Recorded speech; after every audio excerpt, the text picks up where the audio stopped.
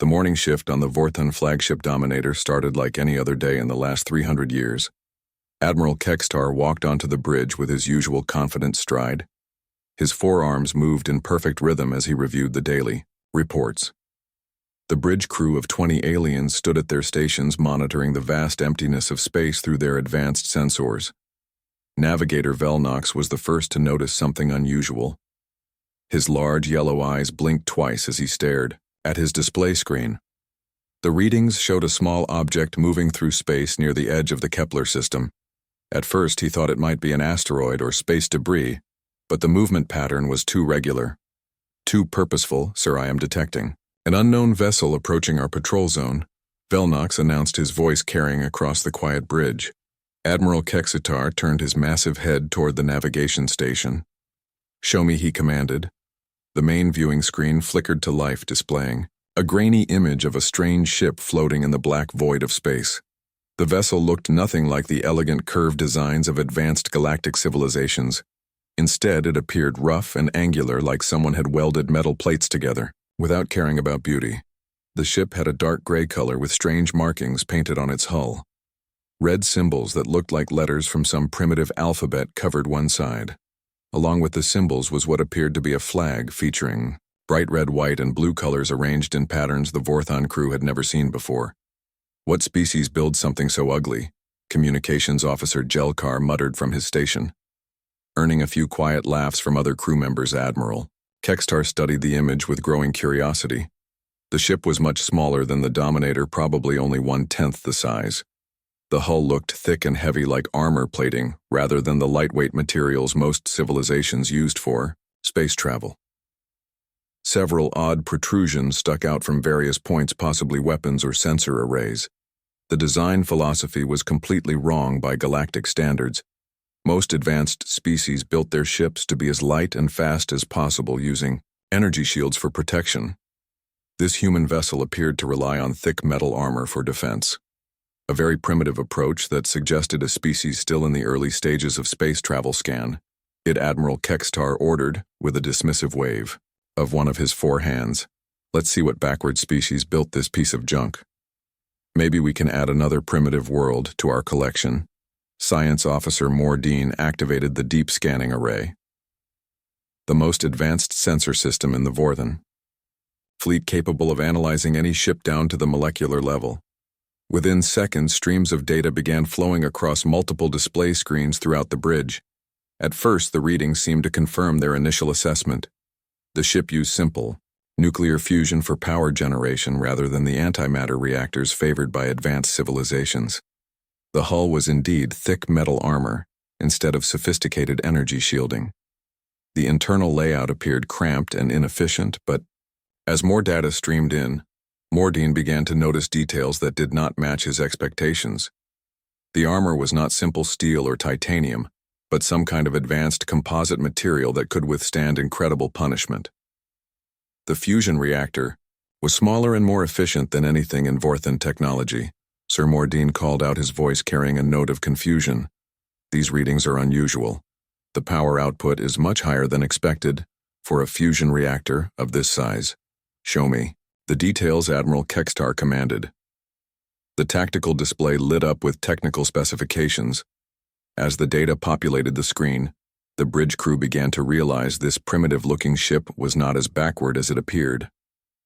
The weapon systems alone were enough to give Admiral Kekstar pause. The ship carried dozens of missile tubes loaded with warheads that registered as nuclear fusion devices. Each warhead contained enough explosive power to level a major city. The missiles themselves used advanced guidance systems that could track targets across vast distances of space. But that was not the most concerning discovery. The ship also mounted what appeared to be kinetic weapons, railguns that could accelerate solid metal projectiles to incredible velocities.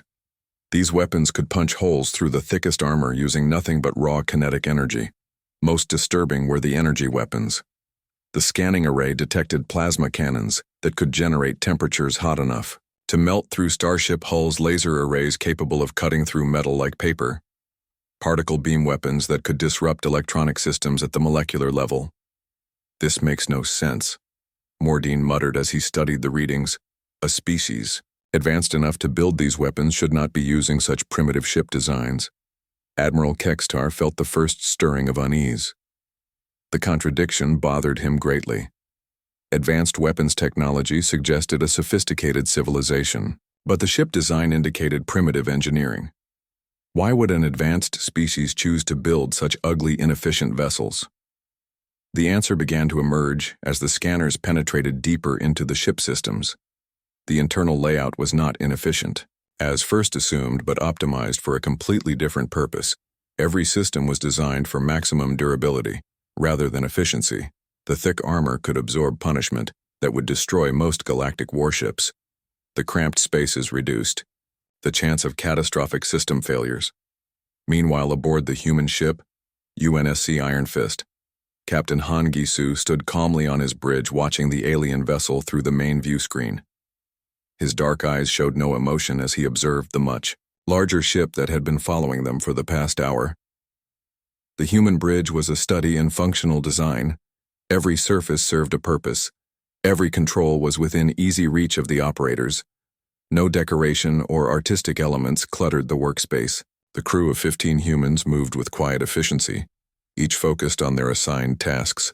"Captain, they are scanning us," Communications Officer Lee So-min reported from her station. Her fingers danced across the keyboard as she monitored the alien. "Sensor sweeps let them." Captain Han Gisu replied calmly. "They will learn what they need to know." Weapons Officer Park Da-yoon checked her targeting systems one more time. The alien ship was well within range of every weapon system aboard the Iron Fist. She had already calculated firing solutions for 17 different attack patterns, just in case the aliens decided to become hostile. Chief Engineer Kim Tae-ho monitored the reactor status from his engineering station. The fusion core ran at optimal levels, providing more than enough power for all ship systems, including the weapons that could reduce the alien vessel to glowing debris in minutes. The human crew had been expecting this encounter for weeks. Intelligence reports suggested alien ships had been probing human space for months. Now one had finally made direct contact. The next few hours would determine whether humanity faced a new ally or a new enemy. Captain Han Gisu studied the alien ship with professional interest. It was certainly impressive in size, probably carrying a crew of hundreds. The sleek design suggested advanced technology, but also revealed potential weaknesses. The ship appeared optimized for speed and firepower rather than durability. A single well-placed nuclear warhead could cripple it, but the captain had no intention of starting a fight. The human fleet had specific orders regarding first contact situations. Let the aliens make the first move, learn what they wanted, demonstrate human capabilities, without unnecessary aggression. Sometimes the best weapon was simply letting the enemy discover what they were facing. Back on the Vorthon ship, the scanning continued to reveal disturbing information about the human vessel. The more data they collected, the more questions arose. This species had clearly mastered advanced physics and engineering, but chose to build their ships like armored fortresses rather than elegant star cruisers. The contradiction suggested something troubling about human nature. Science Officer Mordine stared at his scanner display with growing horror. The data flowing across his screen painted a picture that made no sense to his alien mind. The human ship contained weapons that defied everything the Vorthon Empire understood about civilized warfare. The first detailed scans revealed fusion torpedoes designed to create temperatures hotter than the core of most stars. These weapons could melt through any known armor and turn entire city blocks into pools of molten metal. But that was just the beginning of what the scanners discovered. "Sir, you need to see this immediately." Mordine called out, his voice shaking slightly. Admiral Kekstar moved to the science station and looked at the display. His 4 eyes widened as he read the weapon specifications. The humans had built kinetic cannons that fired solid metal slugs at velocities approaching the speed of light.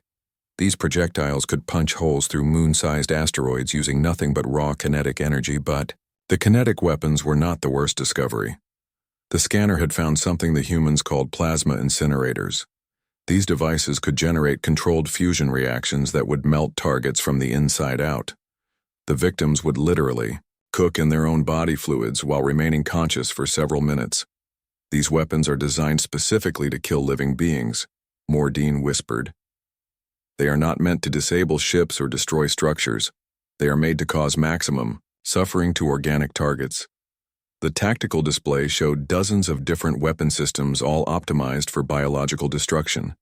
The humans had developed gas weapons that could paralyze nervous systems while keeping the brain fully aware.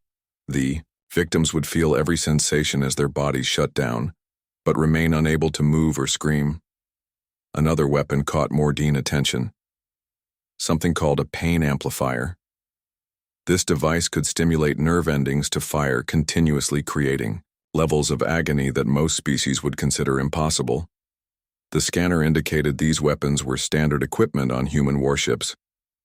Admiral Kextar felt his stomach churning as he read more specifications. The humans had created sound weapons that could liquefy internal organs while leaving the exterior body intact. They had light-based weapons that caused permanent blindness, followed by aggressive cancers that spread throughout the nervous system. Navigation Officer Velnox looked over. From his station, sir, the scanner is also detecting medical equipment, but it appears to be modified for non-medical purposes. Show me, Admiral Kextar commanded, dreading what he might discover. The medical bay scans revealed equipment that looked like advanced healing technology at first glance, but closer examination showed these machines had been modified to serve a darker purpose. The life support systems could keep a victim alive indefinitely, while other devices inflicted controlled damage. The humans had turned medicine into an art form of prolonged suffering.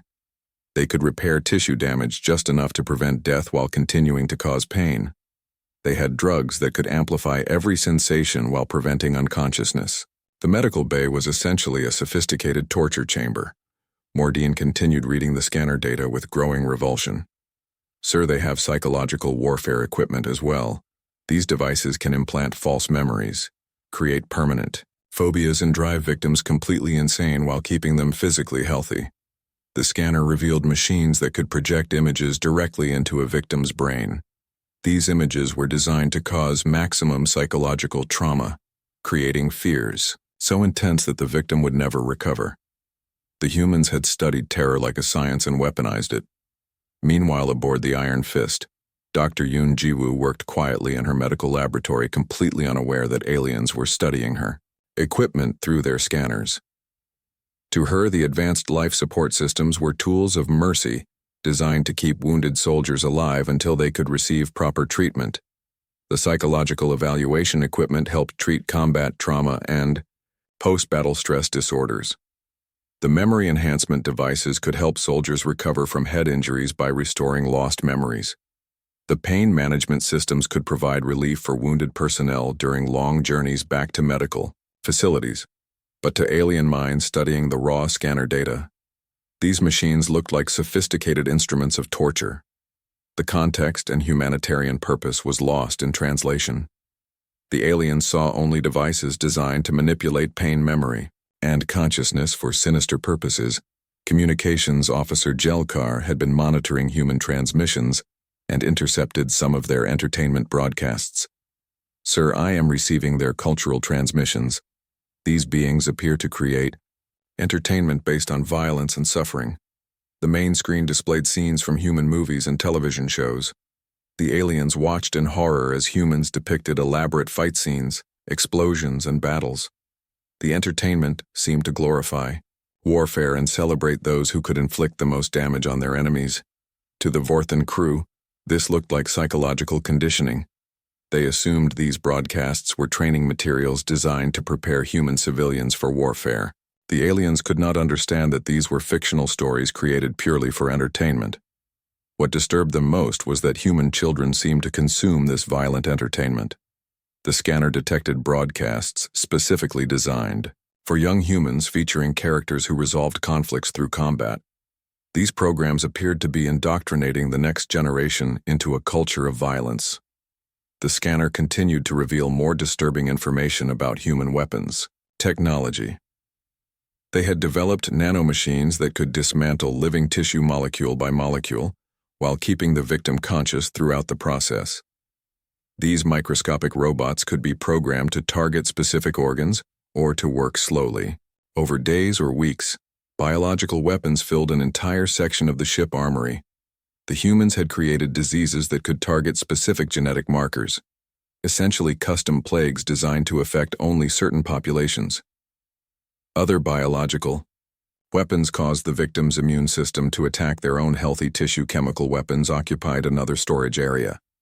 The scanner detected compounds that could cause madness before death.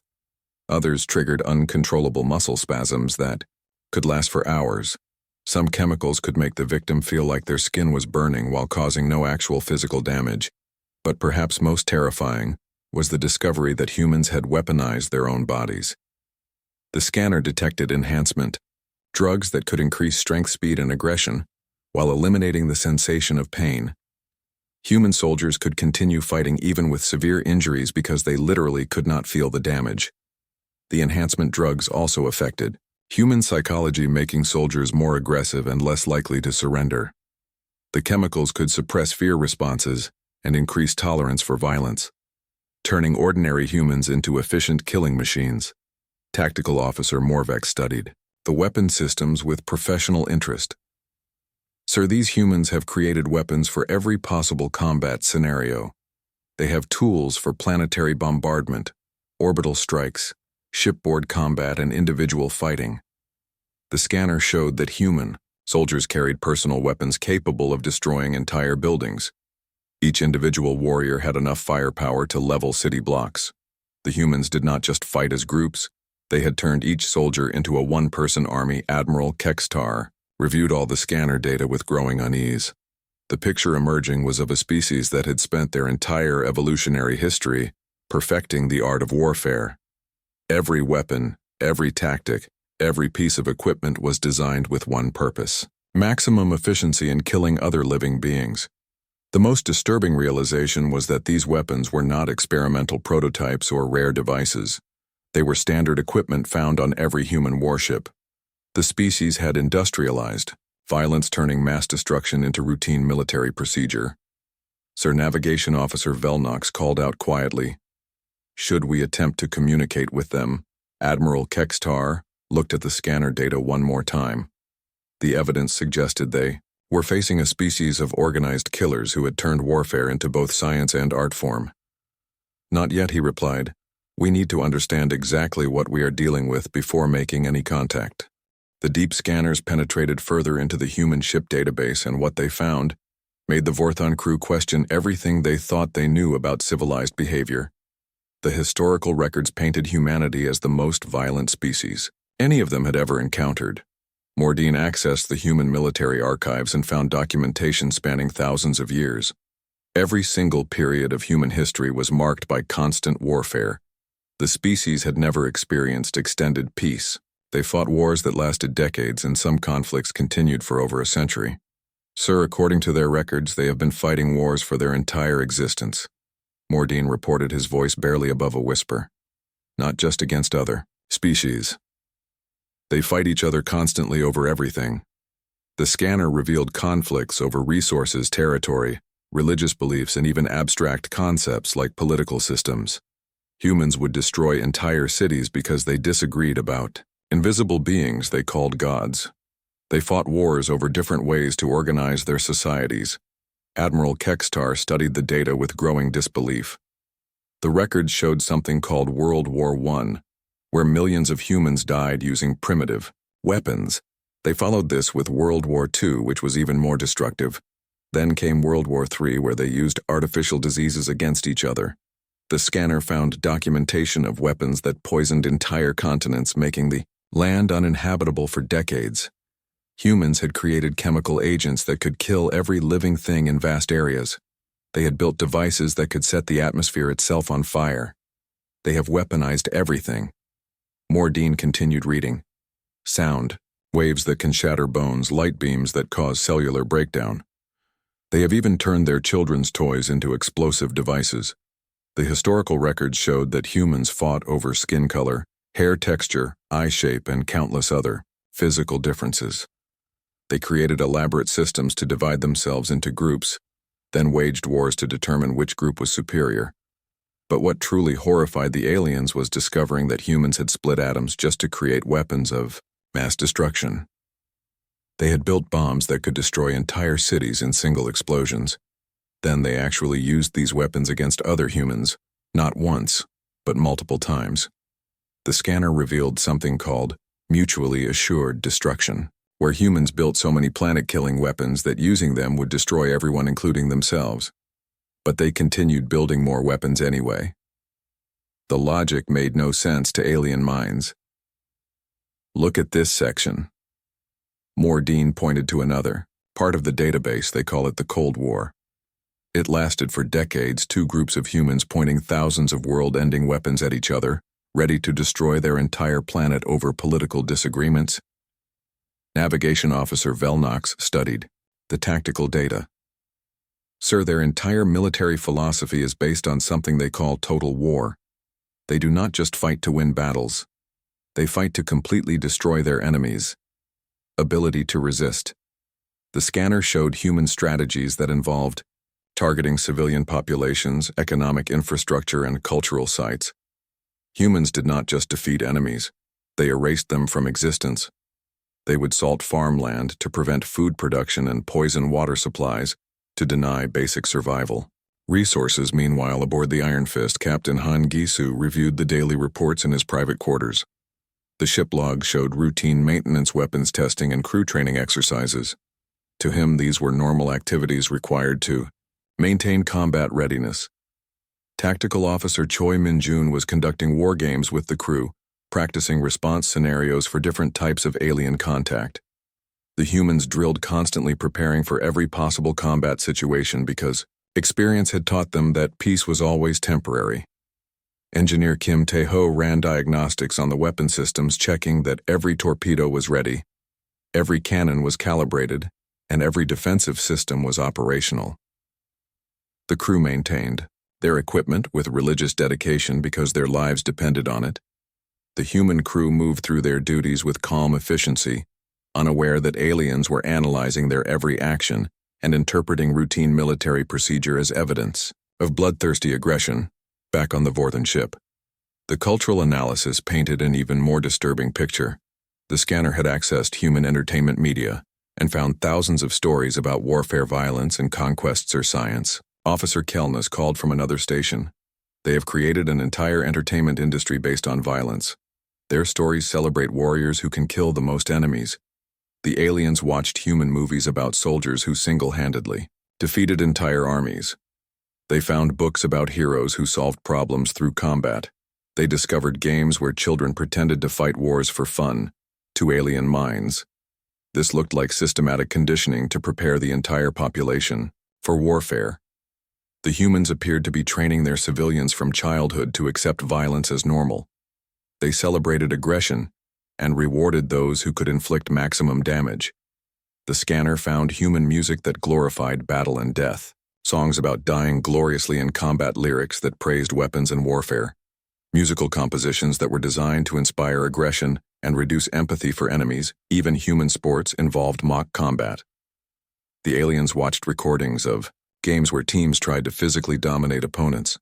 They found competitions where individuals fought each other until one was too injured to continue. They enjoy watching others suffer. Communications, Officer Jelkar observed as he studied the sports broadcasts. Look at how the crowds cheer when someone gets hurt. What the aliens could not understand was that human aggression came with complex rules and moral frameworks. The sports had safety regulations. The entertainment was clearly fictional. The weapons had strict control protocols. But studying the raw data without context made humanity appear to be organized psychopaths.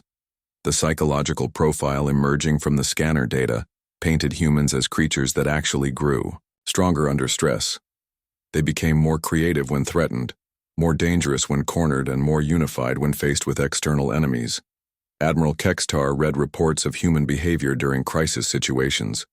When their cities were bombed, they rebuilt them stronger. When their armies were defeated, they developed better tactics. When their weapons were countered, they invented new technologies. The pattern suggested a species that thrived on adversity. They seemed to require constant conflict to drive their innovation. Peaceful periods in human history were marked by stagnation. while wars produced rapid technological advancement. Sir Tactical Analyst Morvex reported the scanner has found evidence that they have colonized multiple star systems. Each colony is heavily armed and appears to be preparing for large-scale warfare. The scanner revealed a network of human settlements spread across dozens of worlds. Every colony had military installations, weapons manufacturing facilities, and defensive systems. The humans were not just exploring space, they were militarizing it. The colonial records showed that humans expected to encounter hostile alien species. They had spent decades preparing for interstellar war-building fleets of warships and training armies for combat in different environments. Most disturbing was the discovery that human colonies were designed to be self-sufficient in weapons production. Even if their home world was destroyed, each colony could continue fighting independently. They had created a distributed war machine that would be nearly impossible to completely defeat. The scanner also revealed human research into alien psychology and physiology. They were studying other species to develop more effective weapons. The humans were already preparing to fight enemies they had never met. Admiral Kextar realized they were not just looking at a single warship. They were seeing evidence of an entire civilization organized around the concept of total warfare. A species that had turned conflict into their primary driving force. The terrible truth was becoming clear. Humanity was not just violent. They were efficient at violence. They had spent millennia perfecting the art of warfare, and now, they were bringing those skills to the stars. The deeper the Vorthan scanners penetrated into human systems, the more disturbing the revelations became. What they discovered next went beyond physical weapons into realms of warfare that most civilized species had never imagined. The humans had not only perfected ways to destroy bodies, they had turned the destruction of minds and spirits into a precise science. Mordian accessed what appeared to be human military training manuals and found entire sections dedicated to psychological warfare operations. The documents detailed methods for breaking enemy morale that were so sophisticated they read like advanced courses in mental manipulation. So these humans have entire departments dedicated to studying how minds work, but not for healing purposes. They use this knowledge to cause maximum psychological trauma. Mordian reported, his voice growing more strained with each revelation. The scanner revealed human research into fear, responses, pain thresholds, and breaking points. They had mapped exactly how much stress different species could endure before suffering complete mental collapse. The humans had turned psychology into a weapon more devastating than any bomb. Admiral Kextar studied the psychological warfare manuals with growing horror.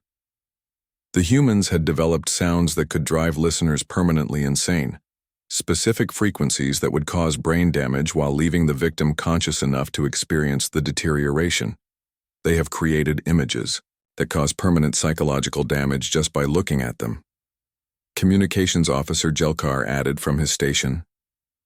These visual patterns can trigger seizures, madness, and complete personality breakdown.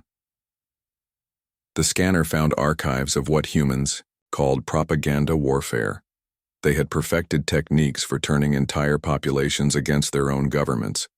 The methods could make people believe obvious lies and reject clear evidence. They could convince populations to welcome invasion as liberation. But the most chilling discovery was human expertise in prisoner conversion.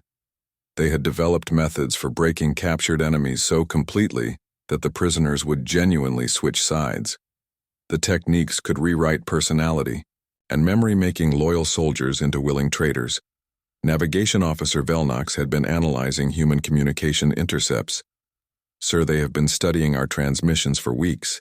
They appear to be developing psychological profiles of our entire crew. The implications sent a chill through the bridge. The humans had been listening to Vorthan communications, learning individual crew member personalities, fears, and weaknesses. They were preparing psychological attacks tailored to each alien before any direct contact occurred. Science Officer Kelnas discovered another disturbing aspect of human warfare. Sir, they have weaponized their own culture. Everything from their food to their music can be modified to carry psychological attacks. The scanner revealed that humans could embed subliminal messages in entertainment that would gradually change how viewers thought and felt. They could put chemicals in food that would alter brain chemistry over time, They could use music to trigger specific emotional responses, including panic and aggression. Even more frightening was the discovery that humans had weaponized their appearance. They could modify their physical features to trigger instinctive fear responses in other species. They had studied what frightened different alien races and could shape-shift to exploit those fears. Meanwhile, aboard the Iron Fist, psychological operations specialist Young Min Ho was reviewing alien communication patterns in his small office. He had been tasked with understanding Vorthon military psychology to help predict their likely responses to first contact to Young Min Ho. This was routine intelligence work, designed to prevent misunderstandings that could lead to unnecessary conflict.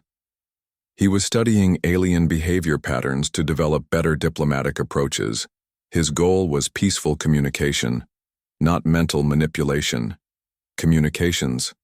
Specialist Shin Hyejin was monitoring alien transmissions to learn their language and cultural references.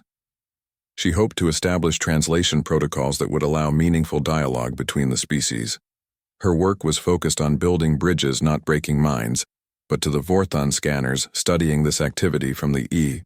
Outside, it appeared that humans were preparing sophisticated psychological attacks against them. Every attempt to understand alien culture looked like preparation for mental warfare. Back on the Vorthon ship, the crew discovered that humans had even weaponized concepts like mercy and compassion. The scanner found records of human operations where they would provide aid to enemy populations while secretly gathering intelligence and spreading influence. They have turned charity into a form of conquest, Mordine observed. They provide help that creates dependence, then use that dependence to control entire societies. The psychological warfare archives revealed human techniques for destroying enemy leadership without violence. They could manipulate information to turn allies against each other. They could create scandals that would topple governments. They could orchestrate social movements that would tear societies apart from within. Admiral Kextar read about something humans called information warfare. The ability to control what populations believed by carefully managing the flow of news and ideas. The humans had learned to shape reality itself by controlling perception. The scanner found evidence that humans had used these techniques against their own people. Governments would manipulate their own populations to maintain control. Opposition groups would use psychological warfare against ruling parties. The humans seemed to view mental manipulation as a normal part of politics. But perhaps most terrifying was the discovery that human children were trained in basic psychological manipulation from an early age. The scanner found educational materials that taught young humans how to influence others, how to detect lies, and how to resist mental pressure. To alien minds, this looked like a species that was preparing every individual to be a psychological warrior. The humans appeared to be raising their children to be experts in mental combat, capable of fighting wars on cognitive battlefields. Tactical Officer Morvex had been analyzing human strategic doctrine. Sir, their approach to psychological warfare is completely integrated with physical combat. They use mental attacks to weaken enemies before using conventional weapons. The scanner revealed human tactics that combined physical and psychological pressure in devastating combinations. They would use fear to paralyze enemy forces, then attack while opponents were mentally compromised. They would spread confusion to prevent coordinated resistance. Human psychological operations could turn enemy strengths into weaknesses. They could make brave soldiers cowardly by exploiting specific phobias. They could make loyal troops betray their commands. By manipulating their personal relationships, they could make intelligent leaders make foolish decisions by feeding them false information. The aliens discovered that humans had even psychological weapons designed to work after death. They could create martyrs whose sacrifice would inspire others to fight harder. They could establish legends that would motivate future generations. They could turn defeats into propaganda victories. Admiral Kextar studied reports of human behavior modification programs. The scanner had found evidence of techniques that could completely reprogram individual personality. They could take enemy prisoners and turn them into perfect sleeper agents who would return to their own forces as unwitting spies. The humans had developed methods for implanting false memories so realistic that even the victims would believe them completely. They could convince someone that their closest friends were enemies, or that their greatest fears were actually sources of comfort. But the most chilling aspect of human psychological warfare was its subtlety. The techniques were so refined that victims often never realized they were being manipulated. They would make decisions that served human interests while believing they were acting on their own free will. Communications officer Jelkar had been monitoring human cultural broadcasts. Sir, their entertainment appears to be a form of psychological conditioning. Even their fictional stories seem designed to prepare viewers for specific mental states. The aliens watched human movies and television shows with growing unease. Every story seemed to contain messages about accepting violence as necessary, glorifying sacrifice for abstract causes, and viewing outsiders with suspicion. The entertainment appeared to be mass psychological programming. What the Vorthan crew could not understand was that human psychology was far more complex than their analysis suggested. The same species that had developed devastating mental weapons had also created art, music, literature, and philosophy that celebrated beauty, compassion, and peace. But studying only the military applications gave the aliens a distorted view of humanity. They saw the weapons without understanding the moral frameworks that controlled them. They observed the techniques without comprehending the ethical debates that limited their use. The psychological profile emerging from the scanner data painted humans as master manipulators who could rewrite reality itself to serve their purposes. A species so skilled at mental warfare that they could turn enemies into allies without those enemies ever realizing they had switched sides. Admiral Kekstar called for a complete tactical analysis. As the scanner data painted an increasingly terrifying picture of human military capabilities. The Vorthan Empire had conquered thousands of star systems over 3 millennia, but they had never encountered anything like what they were discovering aboard this single human warship. Tactical analyst Morvex had spent hours studying the human ship design, and his conclusions challenged everything the Vorthan military thought they knew about space combat. Sir, the humans have rejected our fundamental assumptions about starship warfare, he reported. The scanner revealed that while other species built fast maneuverable ships with energy shields, humans had chosen a completely different approach. Their vessels were essentially flying fortresses designed to absorb incredible punishment while delivering devastating counterattacks. Their strategy appears to be controlled aggression.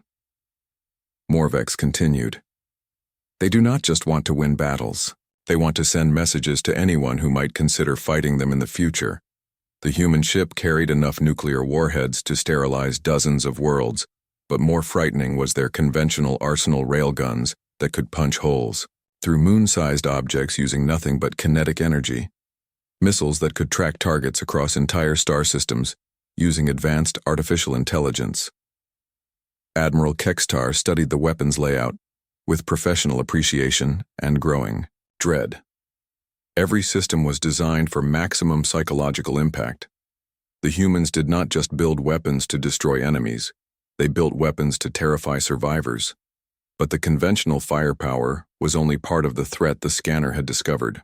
That human ships carried boarding pods designed to breach enemy vessels and deliver human soldiers directly into close combat. The implications were disturbing. Sir, their individual combat units are just as dangerous as their ship weapons, Morvex reported. Each human soldier carries enough personal firepower to level city blocks. They are equipped with powered armor that makes them nearly unstoppable in direct combat. The scanner revealed that human infantry used something called battle drugs that eliminated pain and fear responses. Human soldiers could continue fighting with injuries that would incapacitate most species. They literally could not be stopped by conventional means. Captain Han Gisu reviewed his Marine roster in his private quarters, unaware that aliens were analyzing every aspect of his crew. Sergeant Major Oh Tai-Yang commanded 40 Marines each, trained in dozens of different combat techniques.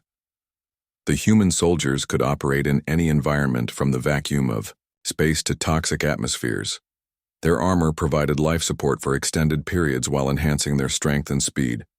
Their weapons could switch between non-lethal and devastating modes depending on mission requirements. Each Marine carried enough ammunition to fight for days without resupply. Their equipment included medical systems that could treat battlefield injuries automatically. Their communications gear allowed perfect coordination, even in combat conditions that would blind most species. But to alien minds studying the scanner data, these soldiers appeared to be unstoppable killing machines. Human infantry seemed designed specifically to terrify enemies into surrender, rather than simply defeat them in battle. Back on the Vorthan Bridge, strategic analyst Vexmore had been studying human tactical doctrine. Sir, the humans have developed something they call combined arms warfare that integrates every type of weapon into coordinated attacks. The scanner showed that humans did not just use individual weapon systems. They orchestrated complex battle plans that layered different types of destruction. The psychological effect was as important as the physical damage. Human tactics began with long-range bombardment, designed to destroy enemy morale. Then they would use electronic warfare to blind and confuse opponents. Next came precision strikes to eliminate key targets. Finally, human soldiers would assault any remaining resistance. But what made human tactics truly terrifying was their willingness to accept casualties. The scanner found records of human battles where they suffered devastating losses, but continued fighting until achieving victory. They seemed to view sacrifice as a tactical advantage. Admiral Kextar read about something humans called Pyrrhic victory, where they would win battles at enormous cost just to prove they could not be defeated. The psychological message was clear. Humans would never surrender regardless of losses. The scanner also revealed that human soldiers formed what they called pack bonds with their units. They would die for each other without hesitation. They fought harder when their comrades were threatened, and they never abandoned wounded teammates. This created a tactical nightmare for any enemy. Human units became more dangerous as they took casualties because surviving members fought with desperate fury to protect their wounded. The normal calculation of acceptable losses did not apply, Science Officer. Kellness had discovered another disturbing aspect of human military organization. Sir, they do not fight as individuals or even as units. They coordinate entire fleets using real-time communications across vast distances. The scanner revealed a network of human warships spread throughout the galaxy, hundreds of vessels similar to the Iron Fist. Each ship could coordinate with others to create devastating combined attacks. The humans had built a distributed war machine, but even more frightening was the discovery that human colonies could manufacture weapons and starships independently. Even if Earth was destroyed, the colonial worlds could continue building fleets and training soldiers. The human war machine was essentially indestructible. Navigation. Officer Velnox had been tracking human communication signals. Sir, they have been sending regular reports to their command structure. They are not operating alone. This ship is part of a much larger force. The implications sent waves of fear through the Vorthan crew. They were not facing a single vessel but potentially an entire battle fleet. The scanner data suggested humans had been preparing for interstellar warfare for decades. Admiral Kextar studied the strategic assessment with growing desperation. The humans had advantages in firepower, tactics, psychology, and logistics. They had also demonstrated something that terrified military professionals: willingness to fight to complete extinction rather than accept defeat. But perhaps most disturbing was the realization that this encounter was not accidental. The humans had been monitoring Vorthan activities for months. They had chosen this time and place for first contact. They were controlling every aspect of the situation. Tactical. Officer Morvex had reached a conclusion that chilled everyone on the bridge. Sir, I do not believe we can defeat them in direct combat. Their weapons technology is roughly equivalent to ours, but their tactical doctrine is far superior. The scanner had revealed that human military thinking was fundamentally different from galactic norms. Most species fought to achieve political objectives and would surrender when costs became too high. Humans appeared to fight for abstract concepts like honor and freedom that could not be negotiated. They have a concept called total war. Morvex explained. They are willing to destroy everything, including themselves, rather than accept conquest. Their entire society appears to be organized around this principle. Admiral Kextar realized they were facing something unprecedented in galactic history, a species that had turned warfare into their primary cultural value. They did not just have superior weapons, they had superior motivation. The strategic assessment painted a picture of humanity as the ultimate predator species. They had evolved in a hostile environment that forced them to become perfect killers. They had spent millennia refining their techniques, and now they were applying those skills to interstellar. Relations Communications Officer Jelkar had intercepted more human transmissions. Sir, they appear to be requesting permission to expand their territory. They are asking their government for authorization to establish new colonies in this region. The message was clear. The humans were not just exploring, they were preparing to claim star systems. The Vorthon Empire was about to face competition from a species that considered war to be a normal part of diplomacy. Admiral Kekstar made a decision that would have consequences throughout the galaxy.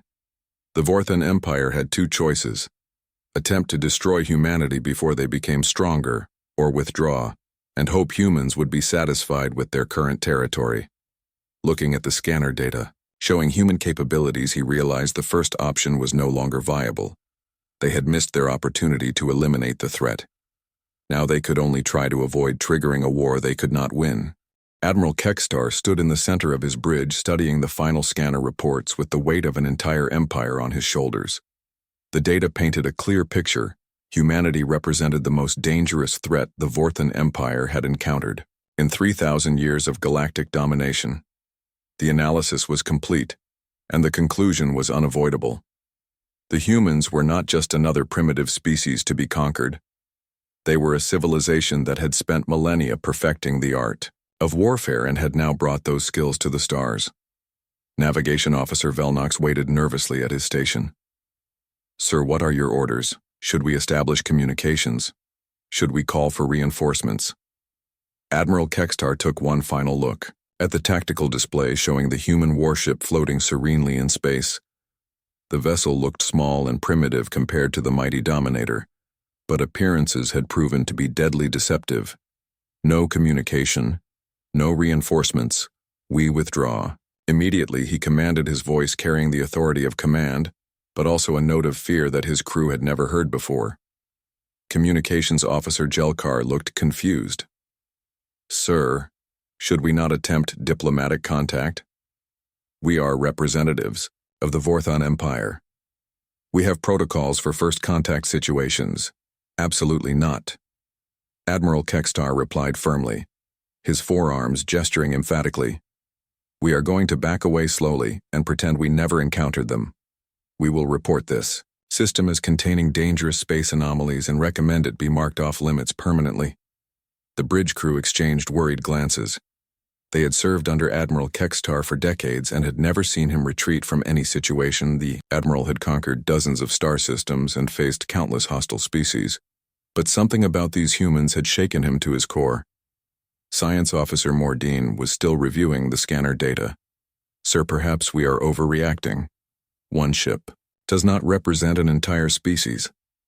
Perhaps these humans are reasonable beings who can be negotiated with. Admiral Kekstar turned to face his science officer directly. Mordine, I want you to understand something clearly. These humans are not like any species we have encountered before. They have turned violence into an art form. They have weaponized every aspect of their existence, including concepts we consider sacred like medicine and culture. He gestured toward the tactical display showing the human ship. Every weapon on that vessel is designed to cause maximum suffering. They have spent thousands of years fighting wars against their own species, perfecting techniques for destroying both bodies and minds. They are not primitive. They are specialists, and their specialty is death. Meanwhile, aboard the Iron Fist, Captain Hangisu had been monitoring the alien vessel activities through passive sensors. He recognized the signs of a tactical assessment, followed by a strategic withdrawal, when he saw them. The alien ship had maintained position for several hours, running detailed scans, then began slowly backing away while keeping their weapons powered but not targeted. It was exactly what any intelligent commander would do when discovering they were outclassed. Commander Park Da-un approached the captain. Sir, the alien vessel appears to be retreating. Should we pursue? Should we attempt to establish contact? Captain? Hangisu smiled slightly as he watched the alien ship beginning to turn away. No pursuit necessary, Commander. They have learned what they needed to learn. He turned to Communications Officer Lee So-min. Send a message to Fleet Command. Inform them we have made first contact with a potentially hostile alien species, designated Vorthan Empire. The aliens conducted reconnaissance, discovered our capabilities, and chose strategic withdrawal over engagement. The message was coded in standard military terminology, but the implications were clear. Humanity had just passed its first test in galactic politics. The aliens had assessed the threat and decided that discretion was the better part of valor engineering. Chief Kim Tae-ho monitored the reactor status as the ship maintained battle readiness. Captain, should we stand down from combat alert? Not yet. Chief Captain Han Gi-soo replied. We will maintain full readiness until they clear the system. They are retreating, but they are still armed and potentially dangerous. Back on the Vorthan bridge, Admiral Kekstar was composing his report to the High Command. The document would recommend that the entire Kepler system be declared off-limits to Vorthan vessels. Any ship encountering humans should immediately withdraw and report. The contact tactical analyst Morvex was still studying the human ship design. Sir, I recommend we begin developing new defensive strategies based on what we have learned. The humans represent a completely different approach to warfare. Admiral Kekstar nodded grimly. Begin immediate analysis of our fleet vulnerabilities against kinetic weapons and prepare recommendations for armor upgrades. Also develop new protocols for psychological warfare defense. We must assume other human ships will be encountered in the future. The withdrawal was conducted with military precision. The Dominator slowly backed away from the human ship, maintaining defensive formations while preparing for emergency jump to hyperspace. The crew worked with nervous efficiency, aware they were retreating from a single enemy vessel. Navigation Officer Velnox plotted the safest course away from human space. Sir, I recommend we avoid this entire region in future patrols. The humans may have other vessels in nearby systems. Approved, Admiral Kekstar replied. Mark this entire sector as hostile territory. Any Vorthan ship entering this region should be ordered to withdraw immediately without engaging enemy forces as the distance increased. Admiral Kekstar allowed himself to consider what this encounter meant for the future of the galaxy. The Vorthan Empire had maintained peace through superior firepower, but now they had discovered a species with equivalent technology and superior tactical doctrine. The humans were not just another conquest target. They were potential rivals for galactic dominance. The Empire would need to reassess its entire strategic position and possibly its fundamental approach to interstellar relations. Science Officer Mordine had completed his final analysis. Sir, based on their ship design and weapon systems, I estimate humanity has been preparing for interstellar warfare for at least 50 years. This was not a chance encounter. They were expecting to meet other species. The implications were staggering. The humans had not just stumbled into space exploration. They had systematically prepared for contact with alien civilizations and had armed themselves accordingly. This level of foresight suggested strategic thinking on a galactic scale. Admiral Kekstar made his final decision regarding the encounter. We will report that this system contains spatial anomalies that make navigation dangerous. The true nature of our discovery will be classified at the highest levels. Only the High Command needs to know what we found here. Communications Officer Jelkar looked puzzled. Sir, why classify this information? Should not our military commanders know?